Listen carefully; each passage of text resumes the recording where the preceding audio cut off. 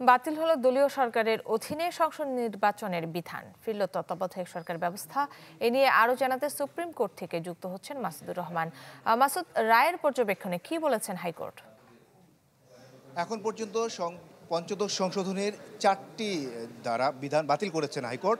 এর মধ্যে সবচেয়ে উল্লেখযোগ্য সেটি হলো যে সংবিধানের যে তত্ত্বাবধায়ক সরকার ব্যবস্থার যে বিধানটি বাতিল করেছিল 2011 সালে আওয়ামী লীগ সরকার পঞ্চদশ সংশোধনের মাধ্যমে, সেটি প্রথমে বাতিল করা হয় এবং বলা হয় যে তত্ত্বাবধায়ক সরকার যখন ফিরেছিল, যখন বাংলাদেশের ত্রয়োদশ সংশোধনের মাধ্যমে তত্ত্বাবধায়ক সরকার ইনক্লুড করা হয়, তখন সেটি জাতীয় ঐকমত্যের ভিত্তিতে হয়েছিল এবং এটি এখন সংবিধানের একটি অংশ হয়ে গেছে। এটি বাতিল করা কোনোভাবেই সমীচীন হয়নি বলে হাইকোর্ট এই গ্রাউন্ডে এটি বাতিল করে দিয়েছেন এবং এখন দলীয় সরকারের অধীনে নির্বাচনের যে বিধান সেটি বাতিল হয়ে গেল।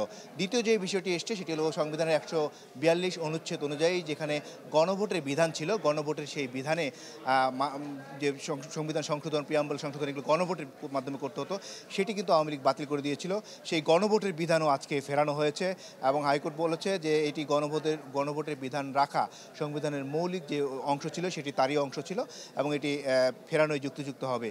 তৃতীয় যে বিধানটি বাতিল করেছে সেটি হলো সংবিধানের 7 ক অনুচ্ছেদ, যেখানে বলা হয়েছে কোনো ব্যক্তি অসাংবিধানিক উপায়ে যদি সংবিধান রহিত বাতিল করার বিধান থাকে, যদি করে তাহলে তাকে মৃত্যুদণ্ড দেওয়া যাবে। সেই বিধানটি সঠিক ছিল না বলে মনে করে হাইকোর্ট সেটিও বাতিল করে দিয়েছেন এবং একই সাথে 7 খ এটিও বাতিল করে দিয়েছেন।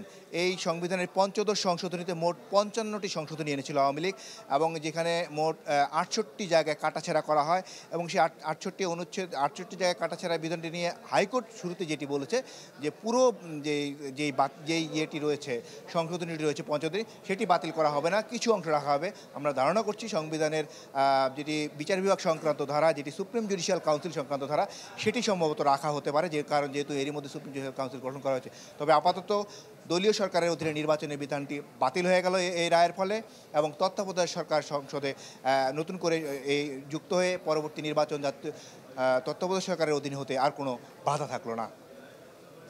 মাসুদ, আপনাকে ধন্যবাদ। দর্শক, সুপ্রিম কোর্ট থেকে আমাদের সাথে সরাসরি যুক্ত ছিলেন সহকর্মী মাসুদুর রহমান।